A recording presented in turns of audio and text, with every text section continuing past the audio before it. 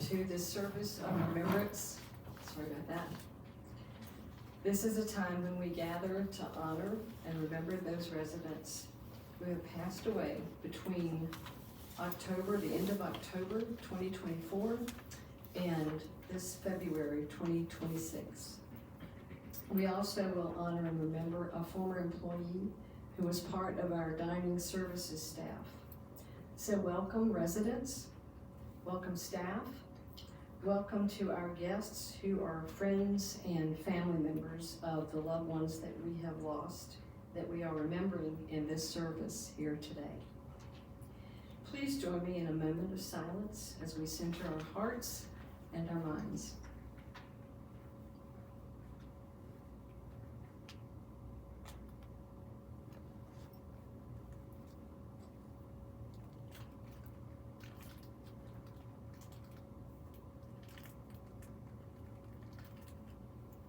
Thank you.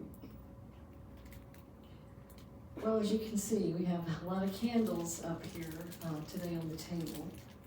And with the exception of the longer tapered candles, each votive candle is representative of one person that we have lost since October of 2024. So it's a lot of candles. But it's very beautiful to look at, and I hope that you will continue to look at them and reflect as you remember or have those memories of the person that you have lost or persons that you remember. So their names are listed on the In Loving Memory page in your program, the first one, and the dates that we are recognizing the people that we have lost. So if you are able, would you please stand for the first hymn of promise.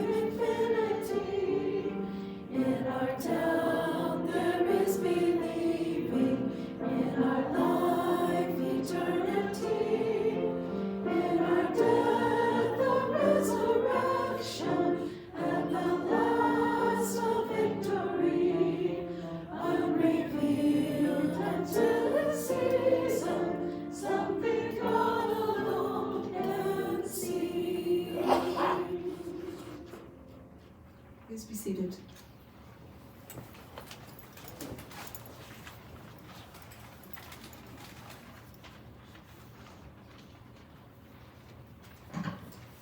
Caitlin Dowdy is an American author, YouTuber, blogger, mortician, and advocate for death acceptance and the reform of Western funeral industry practices.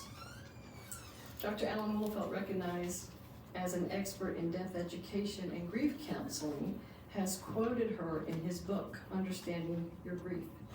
Here's what she said: "The biggest problem is the funerals that don't exist. People call the funeral home, they pick up the body, they mail the ashes to you. No grief, no happiness, no remembrance, no nothing." End quote. The subject of death is problematic in this country.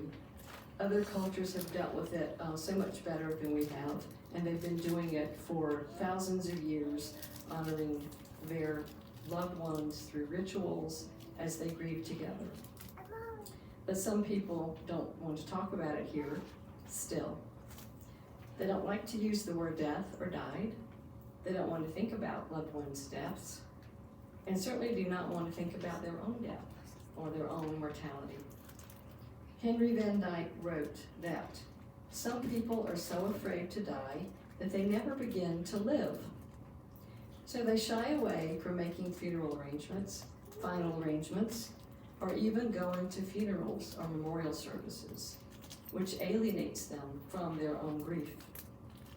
Dr. Wolfelt's response in his book is in alignment with this woman, Ms. Doherty. Holding some type of event to recognize the loss and honor the person is so important. A meaningful ritual helps in social, emotional, and spiritual healing. And if we don't have the mourning, M-O-U-R, we skip over that grief and we cheat ourselves the feeling and the opportunity to honor the person. The ritual can be as simple as planting a tree in honor of a loved one, saying a few words. For some people whose spirituality was being out in nature, that's where they found their meaning and joy. It could be hiking up to the top of a mountain or just a hill and making a pile of rocks and saying a few words in honor of that person. I knew one family whose loved one was an avid golfer. So after he died, they placed the urn with his cremains in it inside a golf bag. And they carried it with them while they played a round of golf. And while they played, the family all shared stories of their loved one. This person was a father, grandfather, a brother, an uncle. And as they were playing golf, they stopped and shared their stories. And they cried together, they laughed. Sometimes they just stood leaning on their golf clubs in silence as they were thinking about this person. After they all had played the last hole, they took the urn from the golf bag. Each person said a few words, and then they poured the ashes into the 18th hole. That was their meaningful ritual. I don't advocate doing that. When the family told me they were doing this, I said, I can't hear this. But that's what they did, and they felt it was very important to their loved one that they do this in honor of him and this sport that he just loved so much. Rituals can come in many different forms. The more traditional ones are funerals and memorial services. These allow for expression of feelings about the death and the loss of the person who is no longer with us.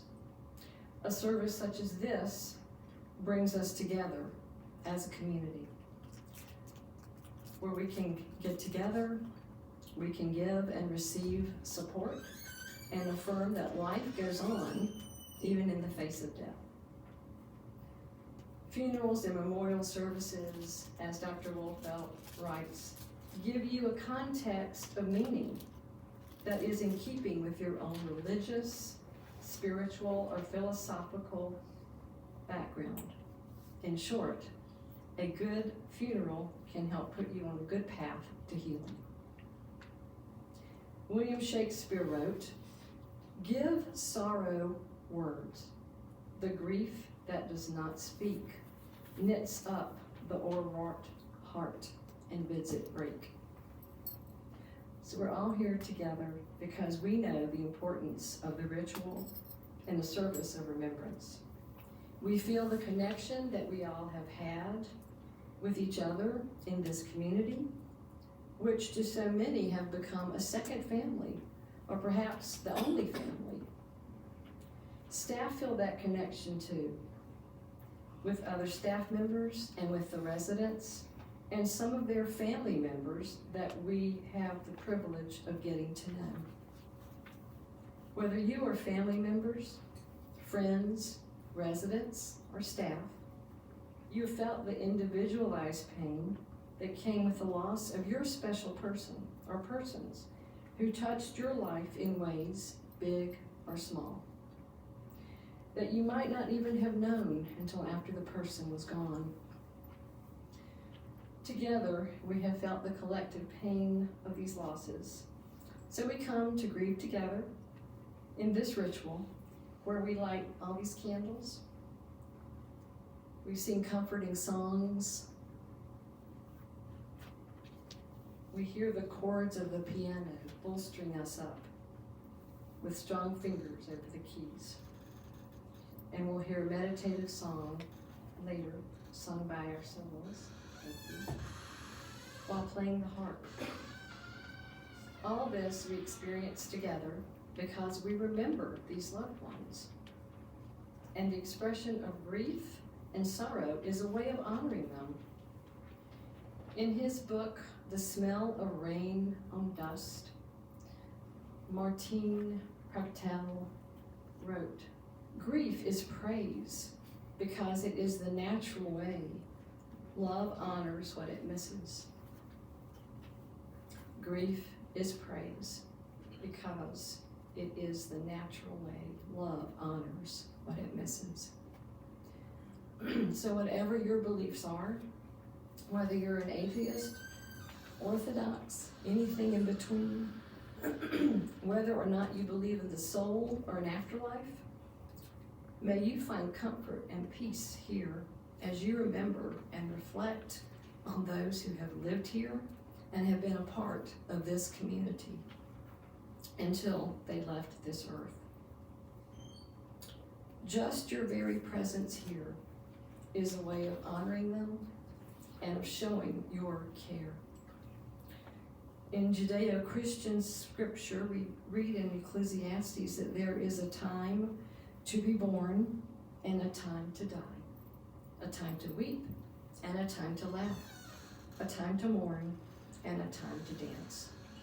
We know that we will die, and people we love will die.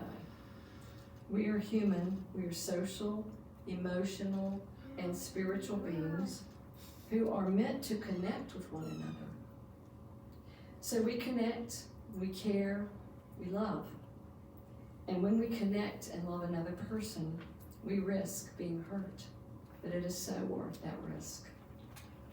When we connect and love another person, our hearts will eventually be broken because we will be separated at some point from that person, from those we love. Whether you have experienced a recent loss or one that happened quite a while ago, the pain, the hurt, never really goes away. And I know I see some of you out there, and I know that you know this, you realize this, you have felt it. But when you feel that pain creep up, don't push it away.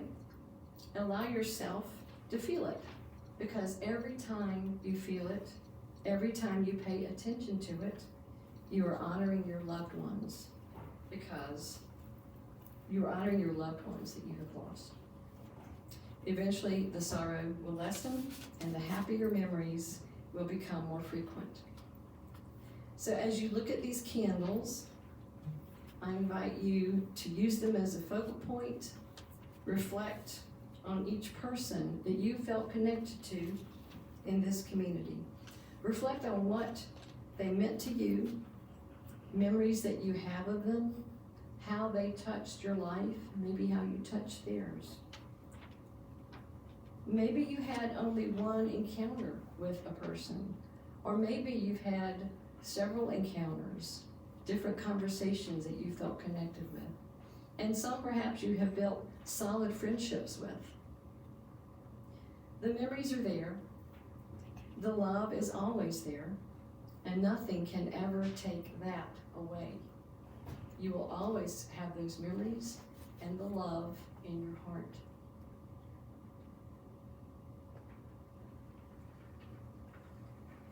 I'd like to close this part of our service by reading, I guess you'd call it a poem, that was written by a young man who has passed since. I think he was maybe 11 or 12 or so. I can't remember exactly when he passed, but he became famous of sorts. He was on some TV shows. He had a disease which became more and more debilitating as he went on through his progression. But he maintained a positive attitude throughout the entire time. And he wrote his feelings. He made a journal, he wrote poetry, he wrote stories. And he was such a mature young man in his spirituality. I would call him an old soul. But I'd like to read you one thing that he wrote.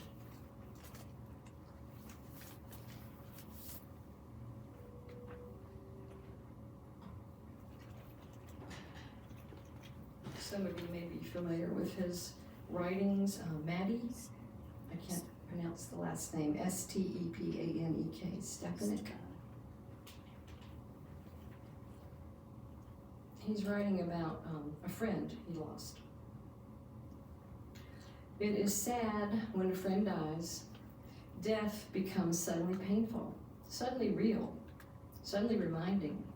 When a friend dies, perhaps we should suddenly remember how real death is and wonder how our life will be, suddenly, based on how much of a friend we are now, regularly. So I invite you, as you are thinking about your friends, your family members, people you've worked with, I invite you to reflect on how they have contributed to your life and how you would like your life to be with the time you have left. How you can maybe be a better friend and reach out and make those connections that we all really need. So, thank you.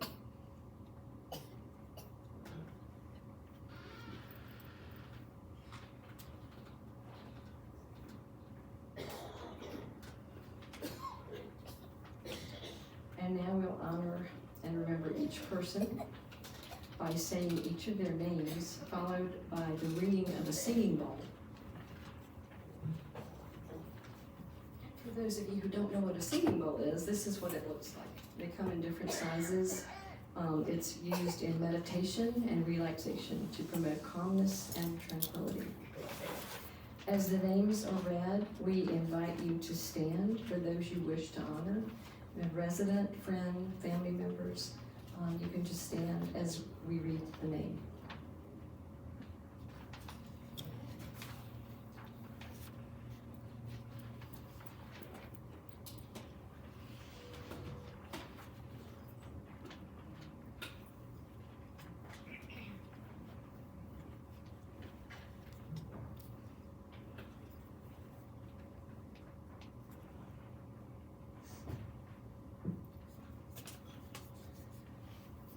Charles David Abbey. Gloria Andrews. Thomas Tom Antune.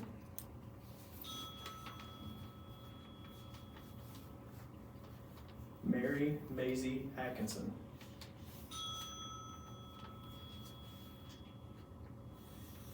Sally Aycock.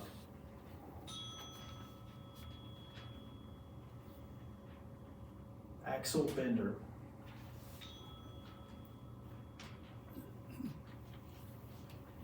Myrna Maggie Berkelhammer.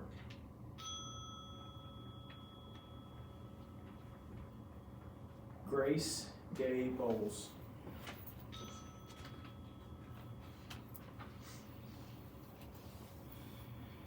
Polly Bowman.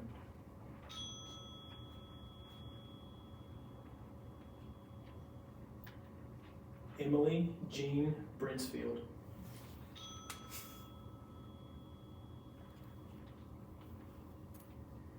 Thomas Tom Brittingham.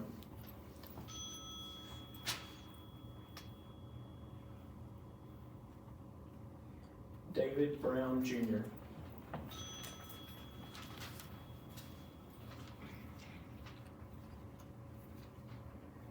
Daisy Brownstein,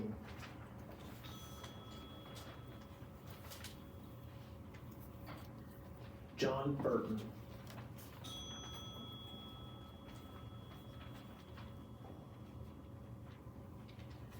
Carolyn Campbell,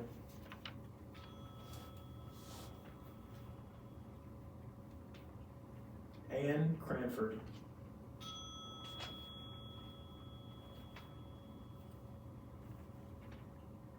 Bobby Crawford,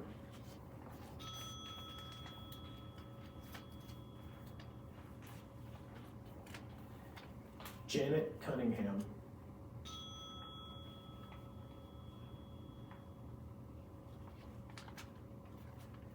Rosalie Cunningham,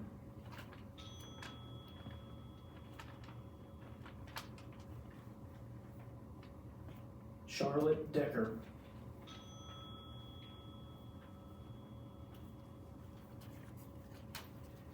E. Robert Bob Dixon,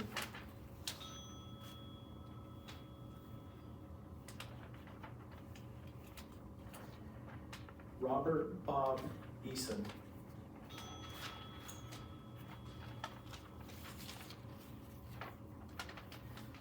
Leon Lee Eisen,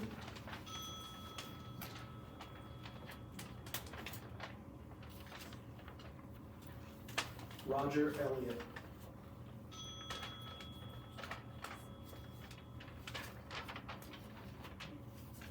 Robert Bob Fitzsimons,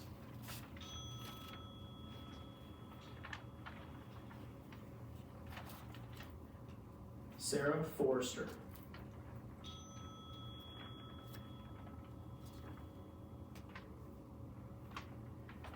Marcia Fort,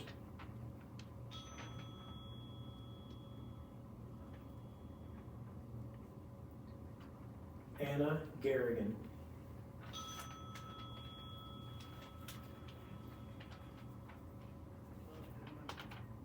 Virginia Jenny Gaskin,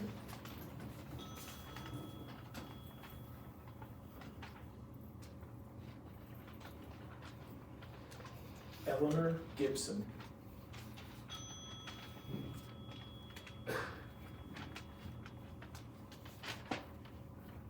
Sheldon Glick,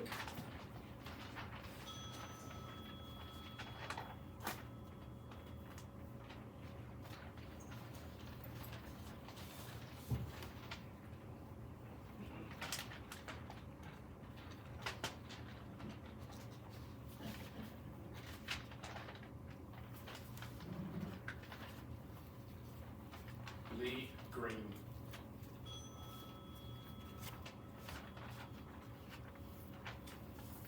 Patricia Pat Hall,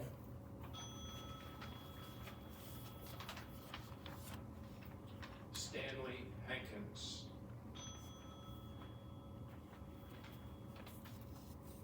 Georgia Harris,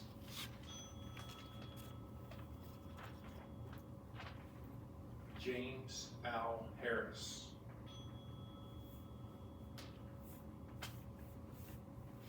Peggy Harris,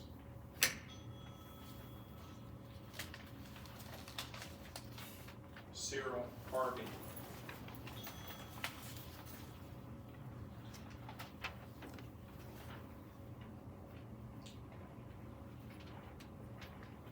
Emily Herman,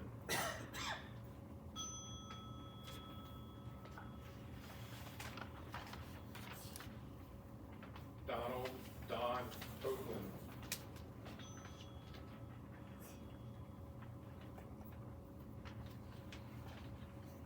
Mildred Nikki Oakland,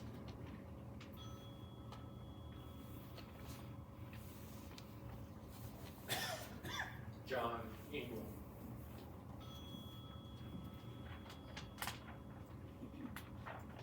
Barbara Bobby Jackson,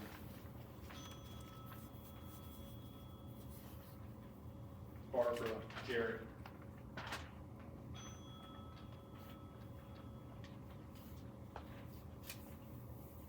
Betty Jenkins.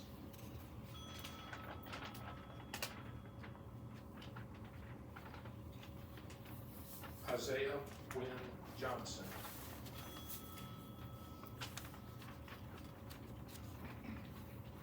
Dorothy Dot Burns.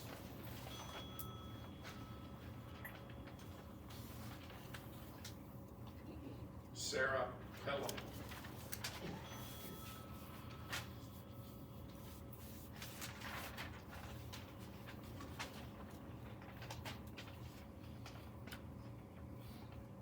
Eleanor E.D. Kennedy.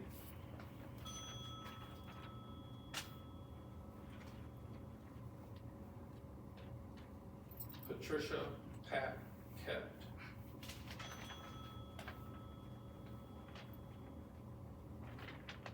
Clayton Burnett Key.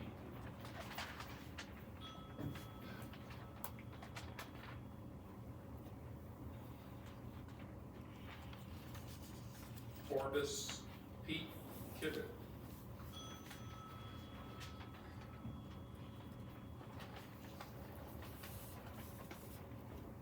Ruth Kivett.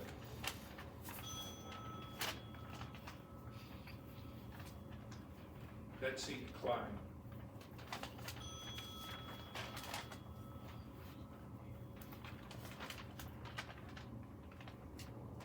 Ann Kunkel.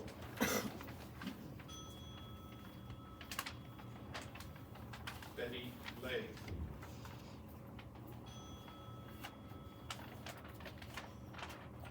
Constance Connie Leonard.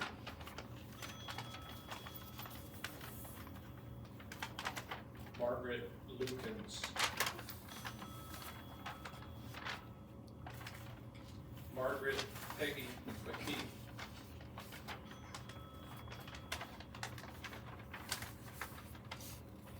Doris McKnight.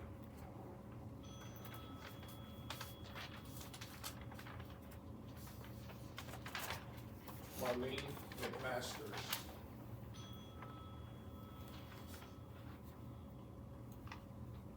Judith Mercer.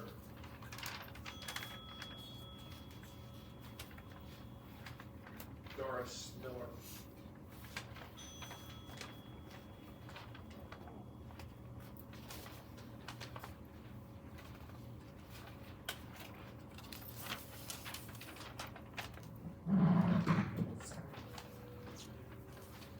Margaret Miller.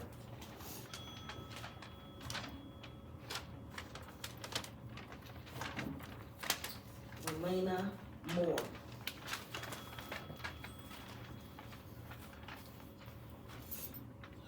Frank Moran.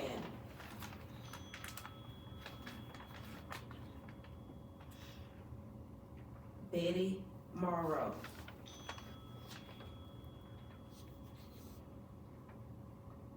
Helen Newell.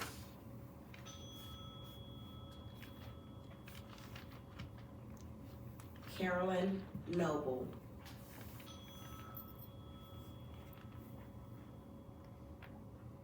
Jane Norwood.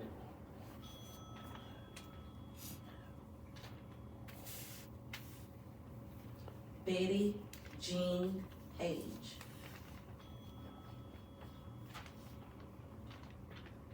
Dolores Parker.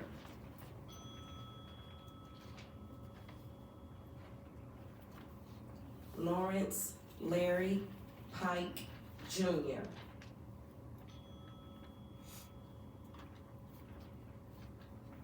Joan Joe Poole.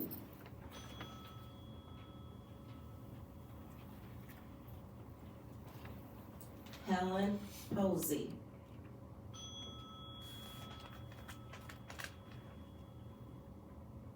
Janet Potter.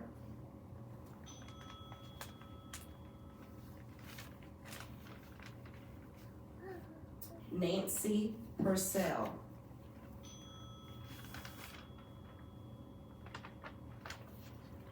Lenora Reese.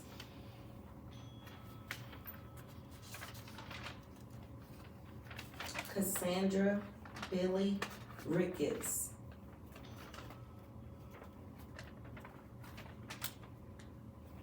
Patricia Ross.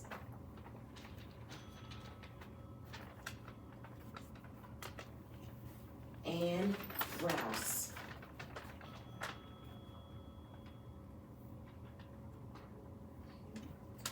Linda Shaw.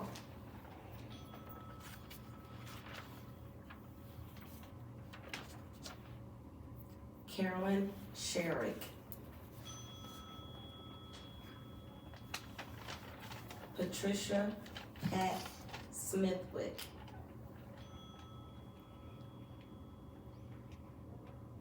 Susan Snyder.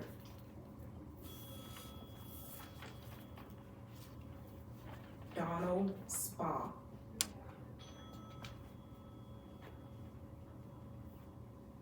Charles Charlie Staney.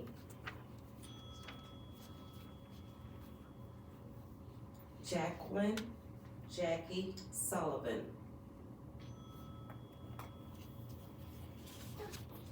Charles Chuck Taylor.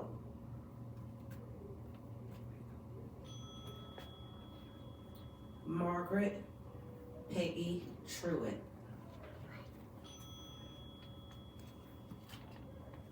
Charles Vale.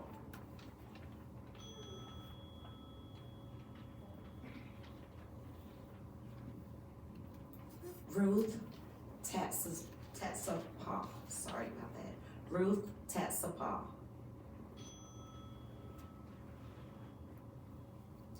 Frederick Fred Warnicki Jr.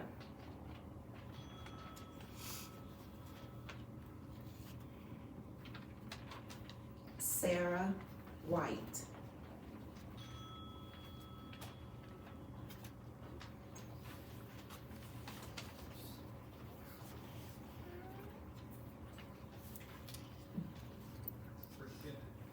Barones. Christian Kyle Barones.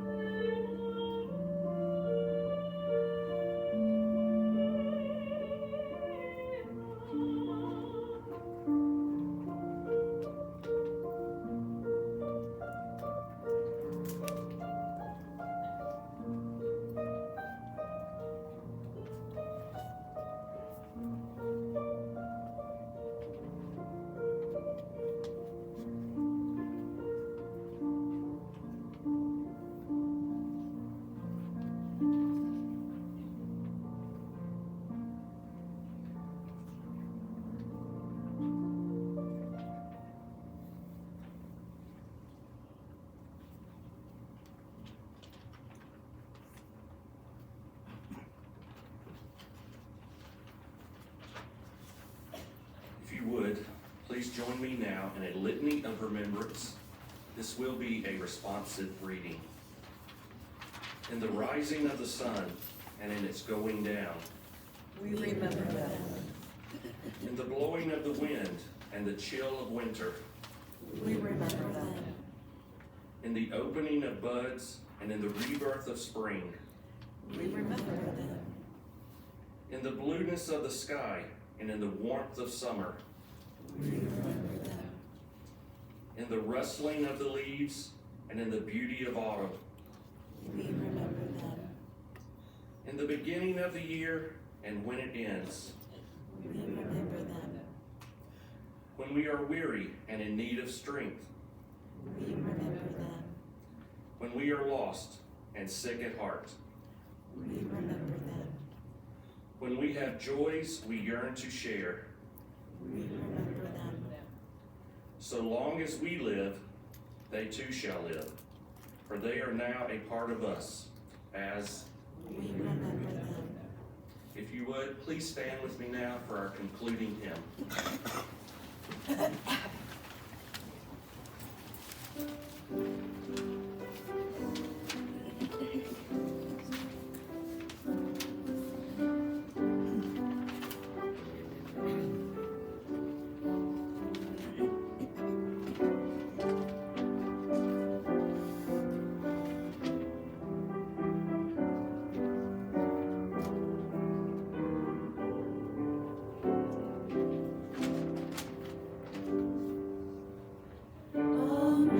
Amazing grace, how sweet the sound that saved a wretch like me.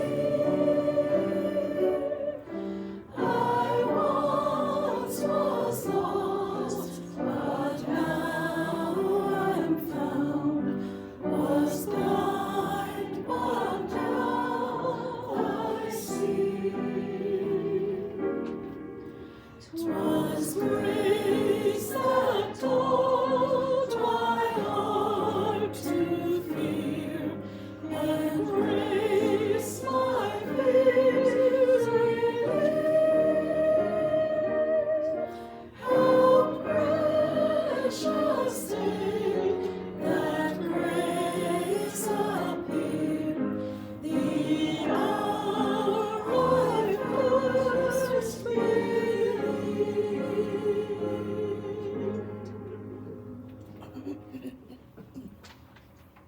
Please be seated. We'd like to acknowledge and thank Alicia Reed, who provided the music by not only playing the harp, but singing at the same time. Thank you, it's beautiful. Thank you also to our pianist, David Hobson, who accompanied us in our hymn singing. Thank you to Cassidy Holt, who led us in our singing. And thank you to our staff, who are our candlelighters, Teresa Cruz, Angela Conway, and Kelly Hodges. If you are a family member of someone we've honored here today, please take from the basket in the back a bookmark. It's a special bookmark.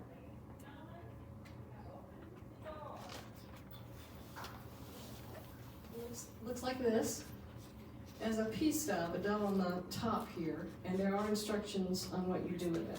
This actually has seeds in it here in the bird, and so it gives you instructions as to how you plant it in the soil and water it, and hopefully if you tend to it and honor it, you will have a nice potted plant or outside in your yard wildflowers that you can enjoy later on in the spring. And as you water it and take care of it, and as you see it grow and bloom, may you remember your loved one. We invite you to stay for a reception afterward and enjoy some refreshments. Share your stories of your loved one that we have remembered here today, whether they be sad, touching, or comical, whatever you remember about the person. Because by continuing to share the stories and talking about them, we keep their memories alive, and you will hold them forever in our hearts. For our closing, I'll read a quote, another quote from Henry Van Dyke. Time is too slow for those who wait, too swift for those who fear, too long for those who grieve, too short for those who rejoice. But for those who love, time is eternity. Would you please pray with me?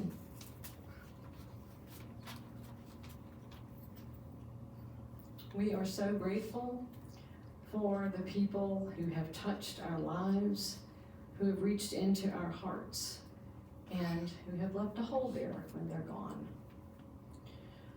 We ask for comfort and for peace.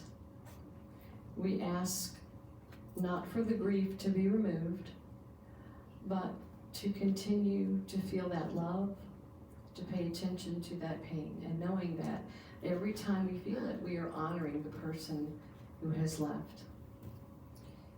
May these loved ones have left behind be comforted. May they find the joy, and if they are still searching for that joy and peace, may they have that assurance that it will come again. There will come a time when the sad memories, the bittersweet memories, will be less frequent, and the joy and the happiness will become more frequent. We are grateful for the time we have had with them and how they have touched our lives. Amen.